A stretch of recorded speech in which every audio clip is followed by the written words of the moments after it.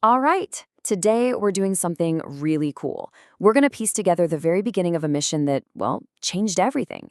We've got four different historical accounts, and by weaving them together, we can build this really clear timeline of Jesus' first actions and see exactly how it all kicked off. So let's just stop and ask a huge question. How does something that changes the entire world actually begin? It's almost never this big bang. It's usually a series of these smaller but absolutely crucial moments. And that's exactly what we're going to dig into. Okay, so the story kicks off with this kind of two-part launch. First, you have this big public moment, an inauguration really, where Jesus is identified. But then right after that, he's thrown into this period of intense private testing. Think of it as a public anointing followed by a private trial. Now, this is where it gets really interesting. Look at this. We've got three totally separate accounts, Matthew, Mark, and Luke, and they all converge on this one single event at the Jordan River. Whenever you see that in historical records, when different sources all say, yep, this happened, it tells you this moment was a huge deal. This wasn't just another day. This was the starting pistol. And then bam, this is the public declaration. The accounts say a voice from heaven literally delivers this divine endorsement. For anyone standing there, there's no mistaking it. This is the official green light. The mission is a go. But right after that incredible high point, the story just takes this sharp, unexpected turn. Jesus goes straight from that public validation into the middle of the desert for 40 days. We're talking about a period of fasting, of intense temptation. It's like this ultimate test of his resolve before the real work could even begin.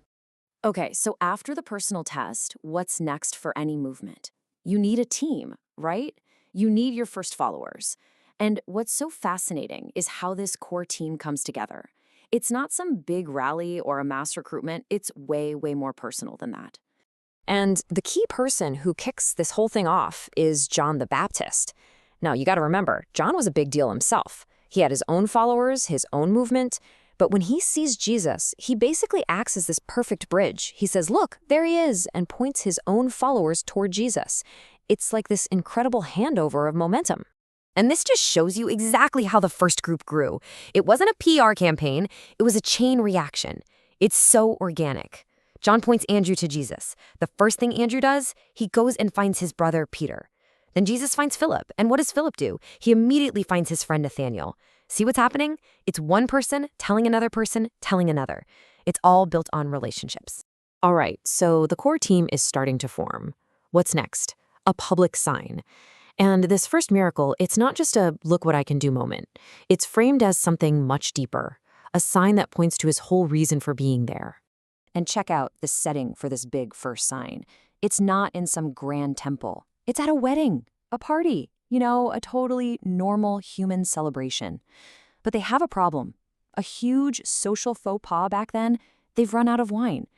And this very ordinary crisis sets the stage for something truly extraordinary. So here's what happens. Jesus tells the staff to fill up these 6 massive stone jars that were just used for ritual washing, mind you. Fill them up with water. And then that water becomes the best wine of the party. It's not just about saving the host from embarrassment. It's a powerful symbol, right? Taking something ordinary, even mundane, and transforming it into something exceptional and full of joy.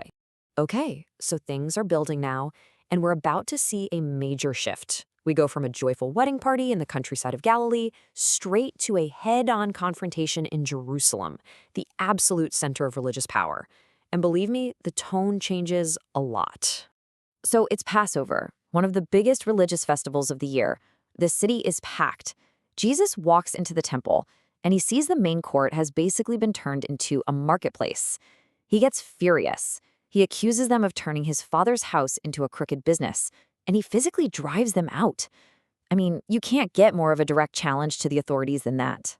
So, of course, the religious leaders are freaking out. They demand to know, who do you think you are? What gives you the right? And his answer is this riddle. He says, destroy this temple and I'll raise it again in 3 days. Now, they're thinking he's talking about the actual building, which is just insane. But John's account gives us the inside scoop. He was talking about his own body. It's this super provocative statement that they would absolutely remember and use against him down the road. So after that huge public spectacle, the story kind of zooms in.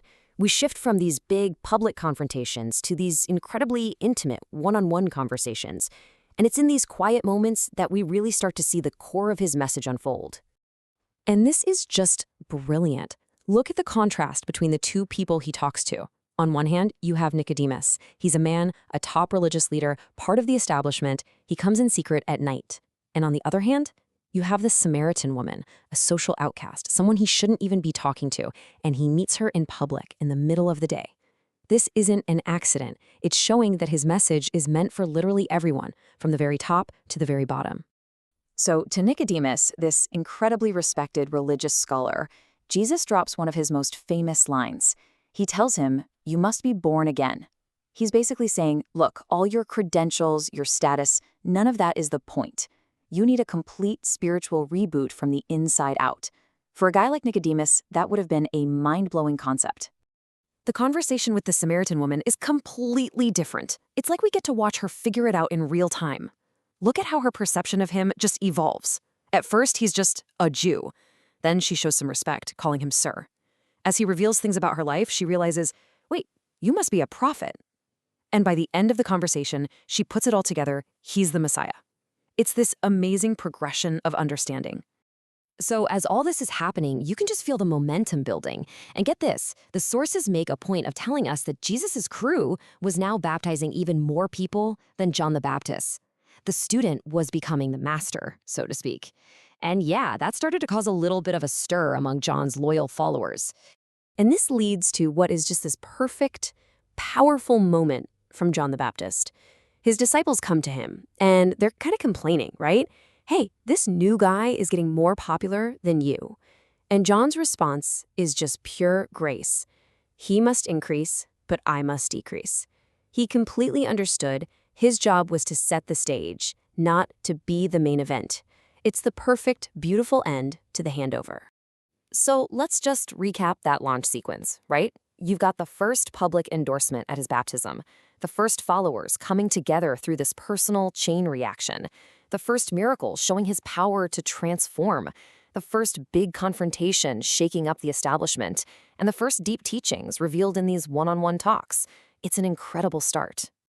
So we've seen how it all begins. A clear mission, a few dedicated people. But that just begs the next big question, doesn't it? What happens when a movement like this stops being small and personal and starts to gain truly unstoppable momentum? What happens then?